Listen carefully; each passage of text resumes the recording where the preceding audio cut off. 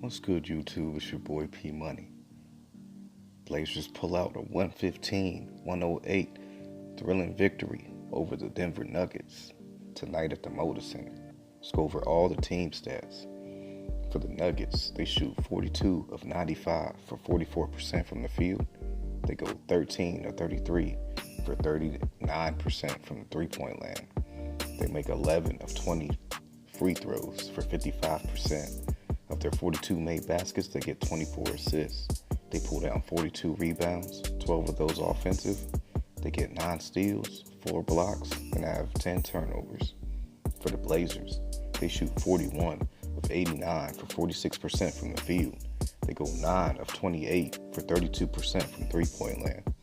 They make 24 of 29 from the free throw line for 83%. Of their 41 made baskets, they get 22 assists. They pull down 58 rebounds, 17 of those offensive. They get 5 steals, 5 blocks, and have 16 turnovers. For the Nuggets, individual stats. Gary Harris leads the way with 18 points on 8 of 12 shooting. He goes 1 of 2 from three-point land, 1 of 3 from the free throw line. He finished up with a 0. He pulled down 2 rebounds, also had an assist and 2 steals.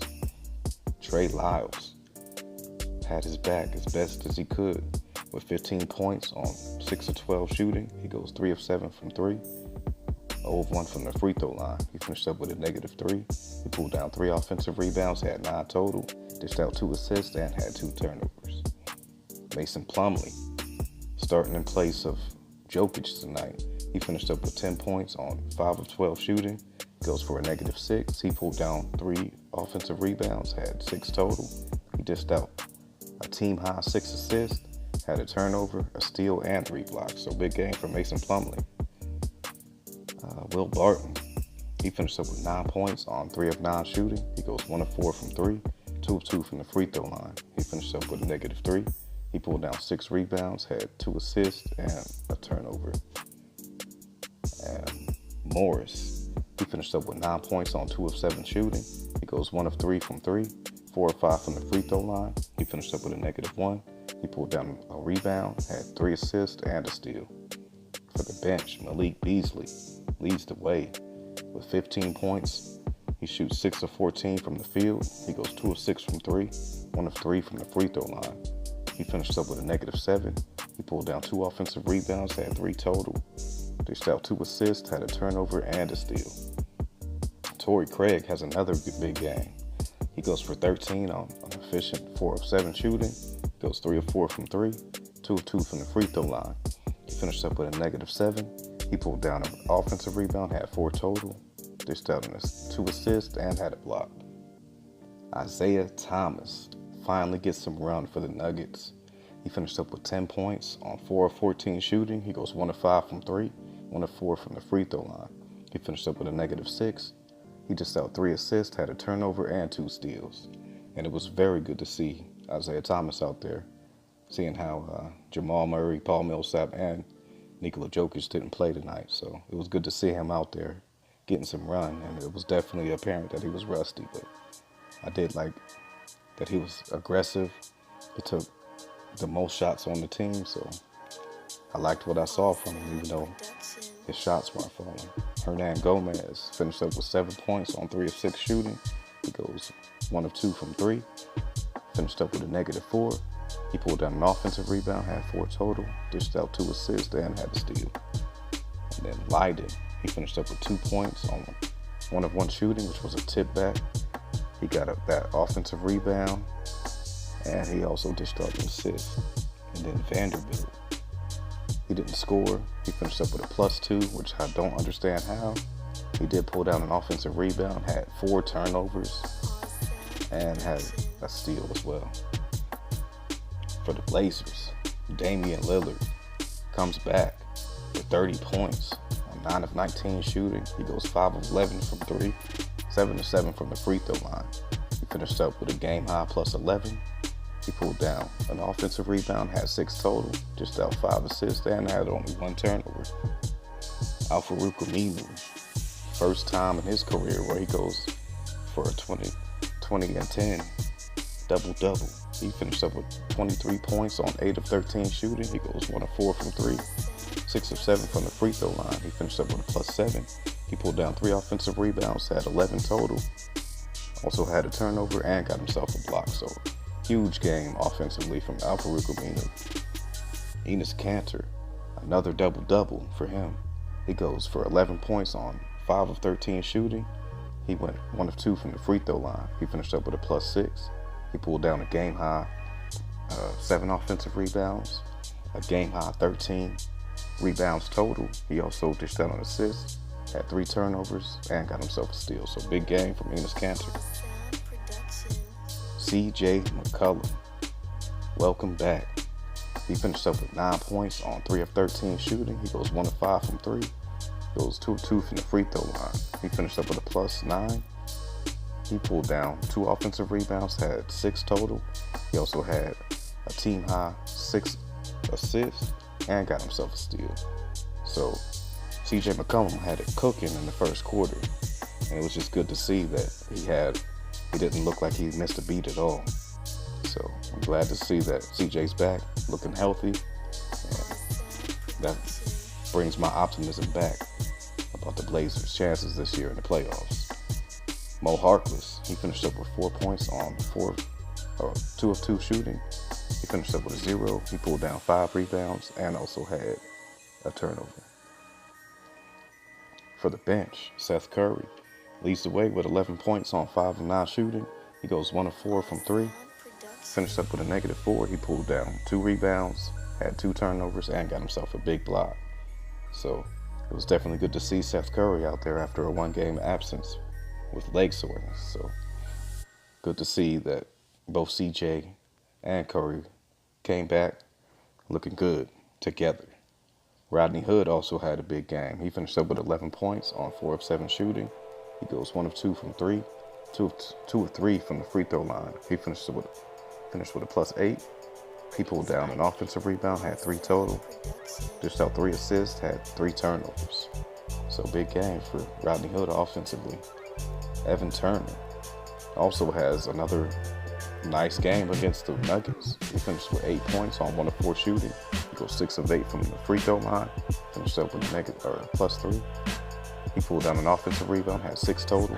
Dished out a team high 6 assists, had 2 turnovers. Also had 2 steals and a block. Zach Collins, he finished up with 6 points on 3 of 7 shooting. He goes 0 of 1 from 3. Finished up with a -1. He pulled down 2 offensive rebounds, had 4 total. He also dished out an assist, had 3 turnovers, had a steal and 2 blocks. So big game on the defensive end from Zach Collins. And Jake Layman finishes out for the Blazers with 2 points on 1 of 2 shooting. Goes 0 of 1 from 3. He finished up with a -4. He also pulled down 2 rebounds. As far as game notes go, like I was saying, CJ McCollum was on fire in that first quarter. He scored all of his 9 points in that quarter. He went 3 of 6 from the field, went 1 of 2 from 3. He also had a rebound and an assist during that quarter, so he was huge. He was big time.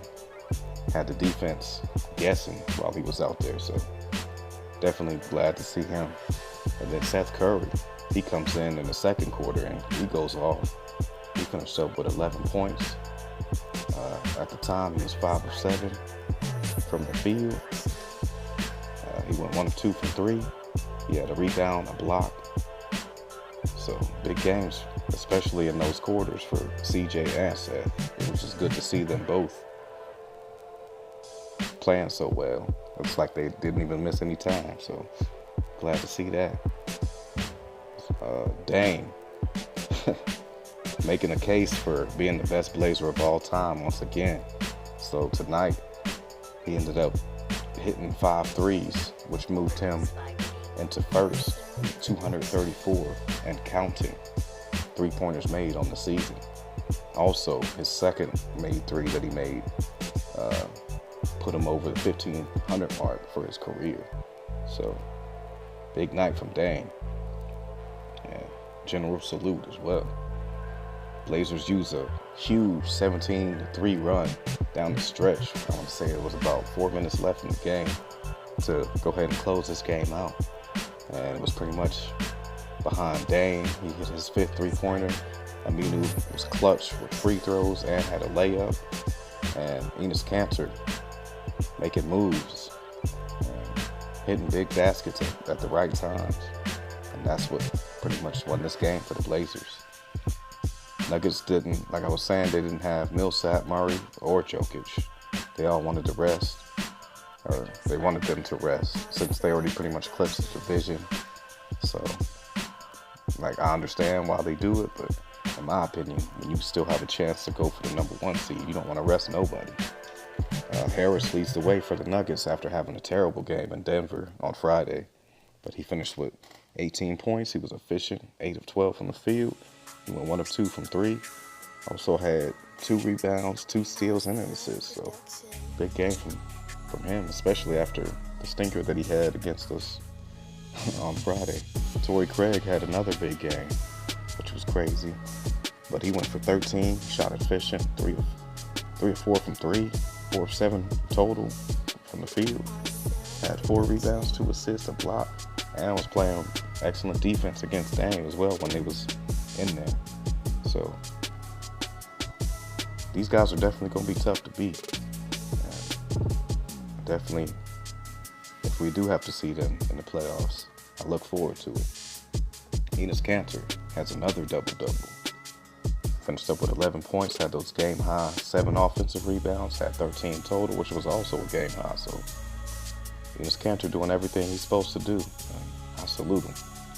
Rodney Hood, 11 points, shot efficient, 4 of 7 from the field, 1 of 2 from 3. Also had those 3 rebounds, had 3 assists, but he also had 3 turnovers.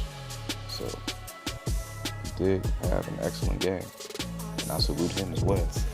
Evan Turner, he didn't shoot well from the field. He did go 6 of 8 from the free throw line because he was just making these guys, he was putting them in the blender a lot of times. So salute to Evan Turner doing his thing out there. Had 6 rebounds, 6 assists, had 2 steals, a block, and only had 2 turnovers. So big game from ET. Zach Collins, huge on the defensive end, and also chipped in with 6 points, grabbed 4 rebounds, had a steal and 2 blocks. But he also had 3 turnovers as well. So definitely got to clean up the turnovers. But other than that, had excellent game from the Blazers. And it was definitely a total team effort once again. And Nuggets proved that they have a lot of depth, even if they don't have their 3 best players in the game. Because this game was close until the Blazers went on that huge run at the end.